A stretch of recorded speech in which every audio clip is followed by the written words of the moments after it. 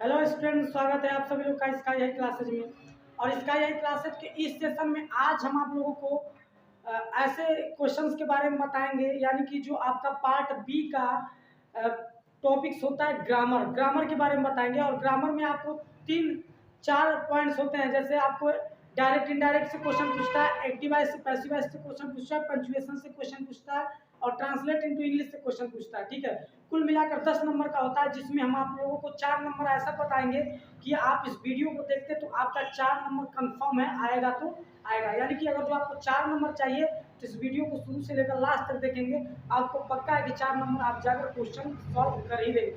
ठीक है, तो आइए देखिए, सबसे पहले हम आप लोग को लेकर आए हैं पैसिव वॉइस। लिखा हुआ है एक्टिव वॉइस, यानी कि एक्टिव वॉइस से पैसिव वॉइस में बनाने का इंटरोगेटिव सेंटेंस ऑफ टेंसेस।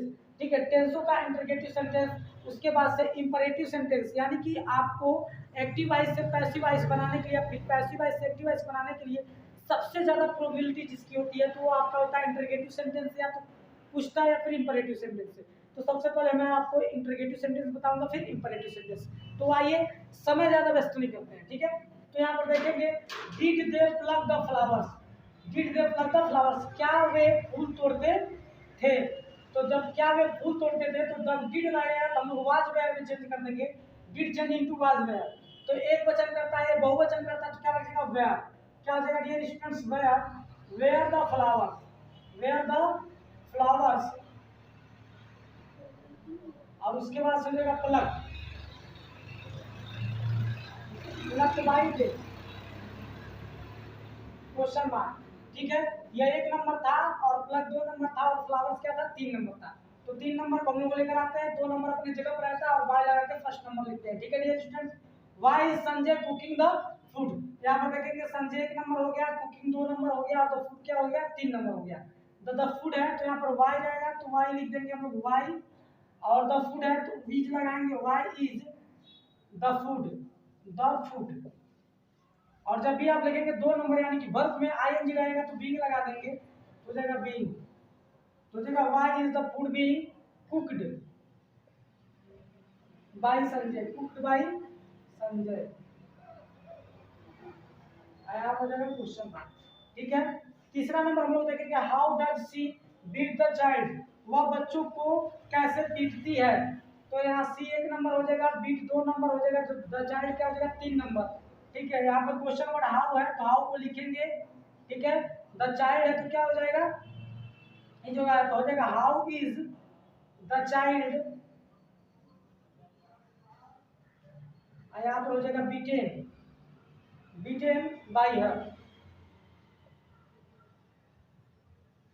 यहाँ पर हो जाएगा क्वेश्चन मार्क। ठीक है डियर स्टूडेंट्स, आई होप कि आप लोगों को यहाँ से कुछ समझ में आ रहा होगा और आपकी जो यादें वो ताजा हो रही होंगी। ठीक है, आइए हम लोग देखते हैं इंपरेटिव सेंटेंस का कुछ सेंटेंस है जिसको बनाने के लिए समझा देंगे, और जिसको आप देख लेंगे तो आप उसको जाकर एग्जाम में सॉल्व कर सकते हैं। ठीक है, अब हम लोग देखेंगे इंपरेटिव सेंटेंस को कैसे बनाया जाता है डियर स्टूडेंट्स। इंपरेटिव सेंटेंस के 3 रूल होते हैं, देखेंगे तीनों रूल को हम लोग लिखवा दिए, पहला, दूसरा और ये तीसरा नंबर है। देखेंगे पहले लेट लिखेंगे plus object plus be plus verb का थर्ड फॉर्म, या फिर object plus should plus be plus verb का थर्ड फॉर्म। या सबसे इजी होता है डियर स्टूडेंट्स, आपको सिर्फ वाक्य को पहचानना है, किस वाक्य में आज्ञा दे रहा है, कि विनती कर रहा है, कि रिक्वेस्ट कर रहा है, कि आपको सलाह दे रहा है, कि सुझाव दे रहा है, जो भी चीज दे रहा है आपको सिर्फ वही पहचानना है।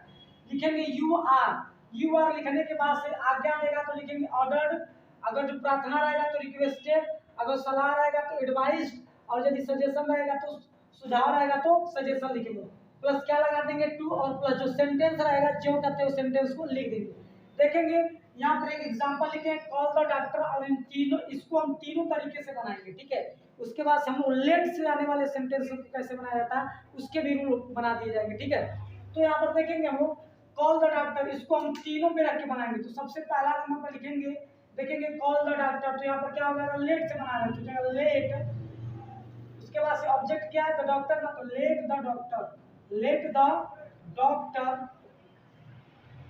उसके बाद से be call, let the doctor be call का सेकंड फॉर्म हो जाएगा कॉल। ठीक है, दूसरा नियम अप्लाई करेंगे इस पे, तो क्या हो जाएगा शुड से बनाएंगे लेकिन द डॉक्टर वाले लिखेंगे तो हो जाएगा the doctor, the doctor should be should be called. ठीक है, उसके बाद से तीसरा नंबर जो कि बहुत ईजी है क्वेश्चन, ठीक है, कह रहा है कॉल द डॉक्टर, कह रहा है कि डॉक्टर को बुलाओ। ठीक है, और सबसे पहले इसमें क्या ऑर्डर है, जिसमें प्लीज या काइंडली आएगा उसको आप लोग रिक्वेस्टेड करेंगे। ठीक है, जैसे किसी में सलाह या सुझाव रहेगा तो आपको पता हो जाएगा, समझ में आ रहा है जी। जैसे हेल्प द पुअर सलाह है, ठीक है, सुझाव है ना, तो उसमें आप लोग क्या लगाएंगे, एडवाइज्ड। ठीक है, तो यहाँ पर देखेंगे कह रहा है कॉल द डॉक्टर, यानी कि इसमें आज्ञा दिया जा रहा है, ऑर्डर है, तो लिखेंगे you are order, you are order, you are ordered. उसके बाद से देखिए यू आर ऑर्डर्ड, इन सभी में से, इसका मतलब होता है कि सभी में से एक को लिखना है। उसके बाद से क्या लिखेंगे, टू, तो हो जाएगा यू आर ऑर्डर्ड टू। और जो यहाँ पर सेंटेंस है ज्यों कहते हो लिख देंगे, you are ordered to call the doctor, call the doctor. ठीक है डियर स्टूडेंट्स, अब हम लोग इसके बाद से सीखेंगे वह सेंटेंस जो लेट से शुरू होते हैं या फिर लेट से शुरू होते हैं, उसको हम लोग कैसे बनाते हैं। ठीक है, होने वाले वाक्यों का active voice to passive voice कैसे बनाया जाता है डियर स्टूडेंट्स। तो यहाँ पर देखेंगे आपका रूल बन गया, और रूल में हम आपको बताएं, पहले लेट लिखेंगे, ऑब्जेक्ट लिखेंगे प्लस बी प्लस वर्ब का third form plus by object. आप कहोगे सर यहाँ पे बाई के बाद तो हमेशा सब्जेक्ट आता है, क्यों ऑब्जेक्ट लिखे। रियल में तो ये सब्जेक्ट का ही कार्य करता है, लेकिन आपको इस सेंटेंस में आएगा ऑब्जेक्ट ही। ठीक है, जो ऑब्जेक्ट के रूप में रहेगा लेकिन कार्य करेगा सब्जेक्ट का। यहाँ पर देखेंगे ऑब्जेक्ट के रूप में है लेकिन काम किसका कर रहा है, सब्जेक्ट का। ठीक है, तो हम लोग सबसे पहले इसको बनाएंगे, एग्जाम्पल दो दिए हैं उसको समझेंगे। लेट दिया तो लेट को लिख देंगे। ठीक है, उसके बाद से क्या लिखेंगे, ऑब्जेक्ट, लेकिन ऑब्जेक्ट में कौन वाला ऑब्जेक्ट, जो लास्ट में रहेगा, इस वाले ऑब्जेक्ट को लिखेंगे। तो हो जाएगा let the bill, let the bill. और उसके बाद से क्या लिखेंगे, बी, बी और वर्ब का थर्ड फॉर्म तो हो जाएगा चेक। और बाई लगाएंगे, बाई ऑब्जेक्ट है तो लिखेंगे बाई, और ऑब्जेक्ट देखिए जो लेट के तुरंत बाद आएगा वही ऑब्जेक्ट यहाँ पर लिखेंगे मी। ठीक है, सेम डेट आपका दूसरा नंबर, लेटेस्ट प्ले क्रिकेट। ठीक है, तो लेट यहाँ पर है तो लेट को लिख देंगे लेट। उसके बाद से क्रिकेट ऑब्जेक्ट है तो हो जाएगा cricket, let cricket be. Play का थर्ड फॉर्म हो जाएगा प्लेड, और यहाँ पे बाई देखेंगे जो लेट के बाद से तुरंत रहेगा, लेट के तुरंत बाद अस है तो लिख देंगे बाई अस।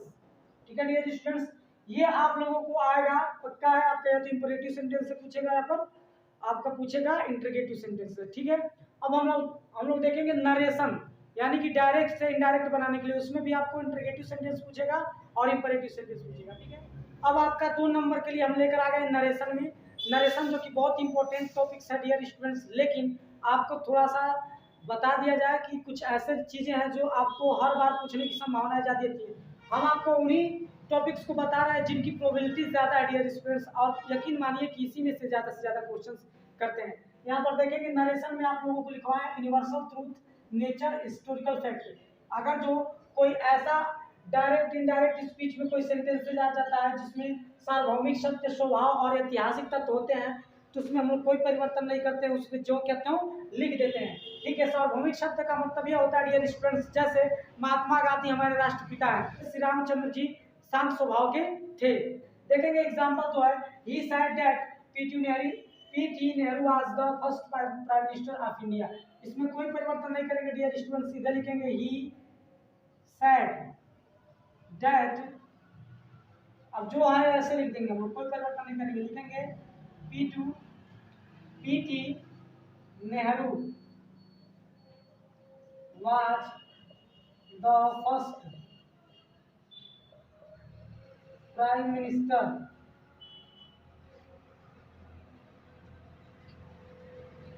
of India। ठीक है, सेम दैट दूसरा एग्जांपल देखेंगे, my father said to me the earth moves around the sun. और ये बात सत्य है, सार्वभौमिक सत्य है कि पृथ्वी सूर्य का चक्कर लगाती है, तो इसमें भी कोई परिवर्तन नहीं करेंगे, लिखेंगे माय फादर सेड को बदल देंगे told me, my father told me that. और बाकी सब वैसे लिख देंगे, the earth moves around the sun, the earth moves around the sun, around the sun. ठीक है डियर स्टूडेंट्स, अब हम लोग सीखेंगे इंटरोगेटिव सेंटेंस। इंटरोगेटिव सेंटेंस में आपको 2 प्रकार का इंटरोगेटिव सेंटेंस होता है, एक एसएनओ टाइप से, एक डिटेल टाइप से होता है। दोनों का स्ट्रक्चर सब बता देते हैं। सबसे पहले आपको बता देंगे, अगर जो इंटरगेटिव सेंटेंस में यहाँ पे जो रिपोर्टेड स्पीच होता है, रिपोर्टिंग वर्ब होता है, रिपोर्टेड स्पीच होता है। यदि रिपोर्टेड स्पीच किस में होता है और रिपोर्टिंग वर्ब यदि आपका पास्ट में हो, किसमें हो, पास्ट में। रिपोर्टिंग वर्ब यदि आपका पास्ट में होता है तो रिपोर्टेड स्पीच में ज्यादा परिवर्तन होता है। कैसे परिवर्तन करते हैं? Present indefinite change into past indefinite, present continuous change into past continuous, present perfect tense change into past perfect tense, present perfect continuous change into past perfect continuous में, ठीक है। और past indefinite change into past perfect और past continuous change into past perfect continuous में, ठीक है dear students. तो आपको ऐसे परिवर्तन करना होता है। फर्स्ट पर्सन के प्रोनाउन को रिपोर्टिंग वर्ब के सब्जेक्ट के अनुसार, सेकंड पर्सन के प्रोनाउन को रिपोर्टिंग वर्ब के ऑब्जेक्ट के अनुसार, और थर्ड पर्सन के प्रोनाउन को नो चेंजिंग करते हैं। ये सारा का सारा चीज आप लोगों को शॉर्ट में बता दिया गया है। अब यहाँ पर हम लोग सीखेंगे, देखेंगे जब भी यस या नो टाइप्स का होता है, यस या नो टाइप्स का मतलब यह होता है कि जो वह वाक्य होगा, रिपोर्टिंग वर्ब यह होता है, रिपोर्टेड स्पीच होता है। तो रिपोर्टेड स्पीच में जो यह वाक्य अगर जो हेल्पिंग वर्ब से स्टार्ट होगा, जैसे मार, was, well, will be, shall be, do या डज से, डू या डज या डीड से, तो हम लोग क्या करते हैं, यहाँ पर से को बदलेंगे आस्क में, और सैड टू रहेगा तो बदलेंगे आस्क में। कंजक्शन किसका प्रयोग करते हैं? इफ या वेदर का। इससे पहले सिंपल सेंटेंसेस में हम लोग का कंजक्शन डेट यूज होता है, लेकिन इसमें डेट यूज नहीं होगा, इफ या वेदर यूज होगा, ठीक है डियर स्टूडेंट्स। बनाते हैं, लिखा he said, he asked, he asked हो गया, ही आस्क्ड। उसके बाद से यहाँ पर देखिए कंजक्शन डेट में लगेगा, इफ या वेदर लगाएंगे तो लगाएंगे इफ। यहाँ पर देखेंगे यू आया है रिपोर्टेड स्पीच में, तो सेकंड पर्सन का प्रोनाउन ऑब्जेक्ट के अनुसार, तो ऑब्जेक्ट जब नहीं रहेगा डियर स्टूडेंट, जब ऑब्जेक्ट नहीं रहेगा तो आप अपने अनुसार थर्ड पर्सन के प्रोनाउन को किसी को भी लिख सकते हैं, ही या सी को, दोनों में से किसी को लिख सकते हैं। तो ही आस्क्ड इफ, ही लिख सकते हैं, या फिर क्या लिख सकते हैं, सी, ठीक है। तो आ रहा है तो इसको देखिए प्रेजेंट में, तो इसको पास्ट में बदल देंगे तो वाज लग जाएगा, वाज मेड, ठीक है, फुल स्टॉप। सेकंड वाला देखेंगे, दे सेड टू मी, हो जाएगा they asked me, they asked me if, ठीक है।